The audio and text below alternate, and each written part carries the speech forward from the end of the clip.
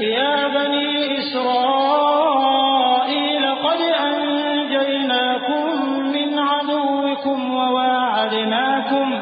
وواعدناكم جانب الطور الأيمن ونزلنا عليكم المن والسلوى كلوا من طيبات ما رزقناكم ولا تطغوا فيه فيحل عليكم غضبي ومن يحلل عليه غضبي فقد هوى وإني لغفار لمن تاب وآمن وعمل صالحا ثم اهتدى۔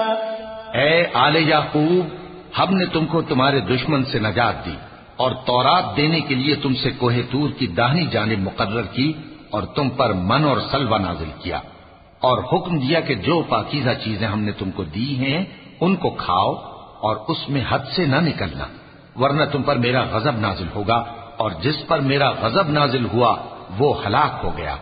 اور جو توبہ کرے اور ایمان لائے اور عمل نیک کرے پھر سیدھے رستے چلے، اس کو میں بخش دینے والا ہوں۔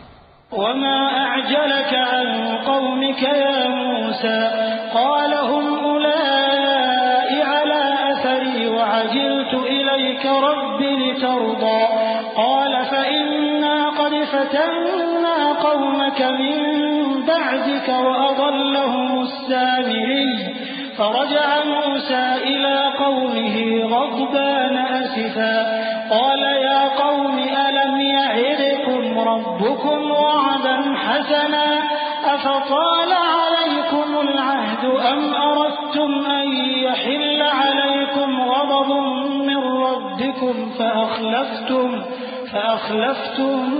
موعدي۔ اور اے موسیٰ، تم نے اپنی قوم سے آگے چلے آنے میں کیوں جلدی کی؟ کہا وہ میرے پیچھے آ رہے ہیں۔ اور اے میرے پروردگار، میں نے تیری طرف آنے کی جلدی اس لیے کی کہ تو خوش ہو جائے۔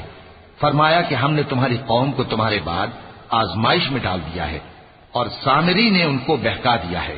اور موسیٰ غصے اور غم کی حالت میں اپنی قوم کے پاس واپس آئے اور کہنے لگے کہ اے قوم، کیا تمہارے پروردگار نے تم سے اچھا وعدہ نہیں کیا تھا؟